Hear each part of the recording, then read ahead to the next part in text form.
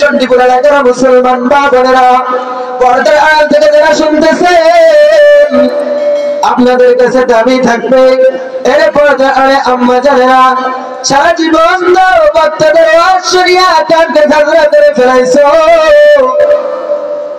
আজকে পর্দার আড়াল থেকে সরিয়ে নাও।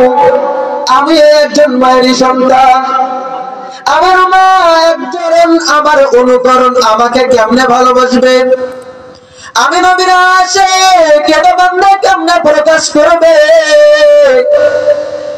আল্লাহর পয়গম্বর জানায় দিয়েছেন, মান আহাব্বা সুন্নতি ফাকাদ আহাব্বানি।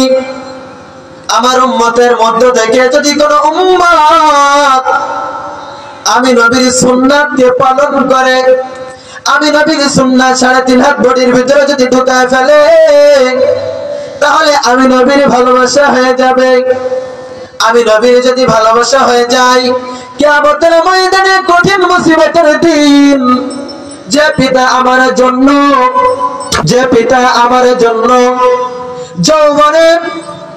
যৌবনকালে রাস্তাঘাটে ঘোরাফেরা করতো না, বিলে যেত না, খামারের কাজ করতো না, রোদে বের হইতো না, কারণ আমি যদি রোদে বের হই আমার মুখটা কালো হয়ে যাবে, পড়ে যাবে।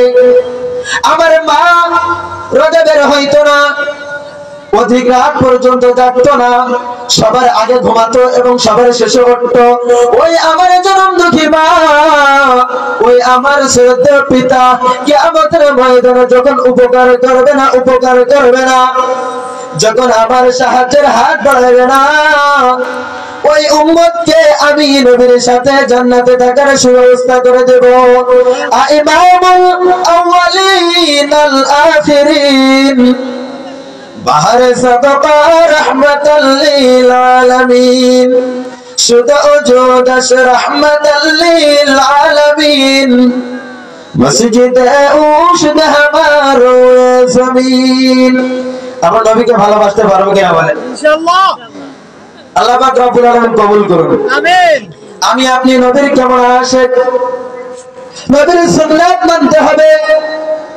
নবীর সুন্নাত আমার 3.5 হাত বডির ভিতরে ঢোকানো প্রয়োজন, কারণ কিয়ামতের ময়দানে আল্লাহ পাক রব্বুল আলামিন যখন আমার পরীক্ষা নেবেন, যখন আমার আমলনামাকে ডান হাতে দিবেন, আর যদি আমার খারাপ আমলনামা হয় তাহলে বাম হাতে দিবেন। যদি আমার ভালো আমলনামা তৈরি করতে হয়, রে চণ্ডীপুর এলাকার মুসলমান মা বোনেরা, পর্দার আড়াল থেকে যারা শুনতেছেন, আপনাদের কাছে দাবি থাকবে, এর পর্দার আড়ে আম্মা জানেরা, সারা জীবন বাচ্চাদের আশ্চর্যা কাঁদতে ঝগড়া করে ফেলাইছো,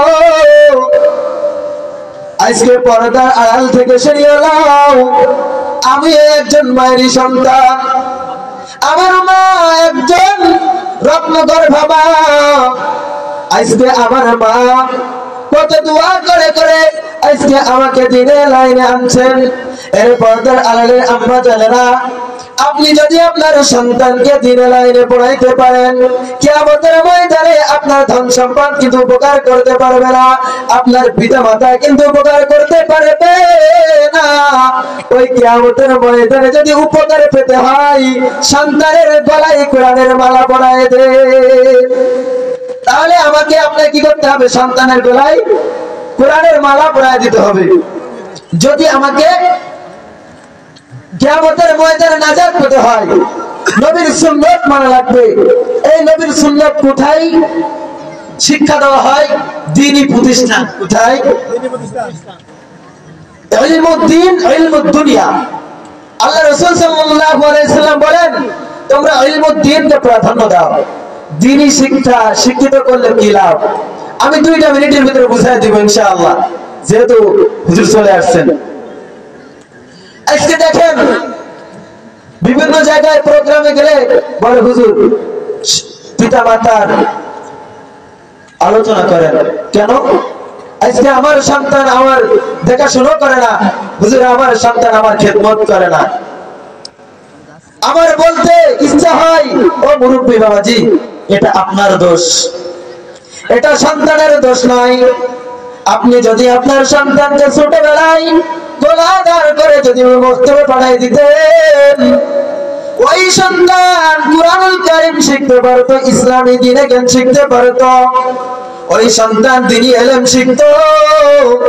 ওই সন্তান দ্বীনি ইলম শেখার কারণে পিতা মাতার খেদমত বুঝতো, পিতা মাতার হক বুঝতো এবং পুঙ্খানুপুঙ্খানুরূপে আদায় করতো। কিন্তু আমি আপনি সকাল হলে সন্তানকে মাদ্রাসায় পাঠাই না।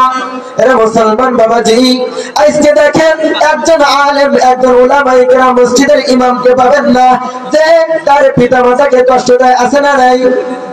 আছে? আমার জানাতে নাই। কিন্তু মুসলমান বাবাজি, আপনাদের কাছে এটা অনুরোধ থাকবে, সন্তানের দ্বারা যদি লাভবান হতে চান, সন্তানের দ্বারা যদি ইহকাল পরকালে শান্তি পেতে চান, আপনার সন্তানকে দ্বীনে লাইনে পড়ান। দ্বীনে লাইনে পড়ালে আপনার সন্তান ইহকালে শান্তি, পরকালে মুক্তির ব্যবস্থা হয়ে যাবে। কঠিন কিয়ামতের ময়দানে যখন আপনার সন্তান পাহাড়ে নিয়ে বসবে, আমলনামার পাহাড়, আপনি চিন্তা করবেন আমি তো এত আমলনামা কোথায় পাই নাই, দিদি কাজ ভালো করে করতে পারি নাই, এত আমলনামা আমার কোথায় আসলো? তখন ফেরেশতারা বলবে, এ আল্লাহর গোলাম, আপনার সন্তানকে দ্বীনে লাইনে পড়াইছিলেন, চলাচলের পথে, আসা যাওয়ার পথে আপনি যে সহযোগিতা করেছিলেন, সেই সহযোগিতার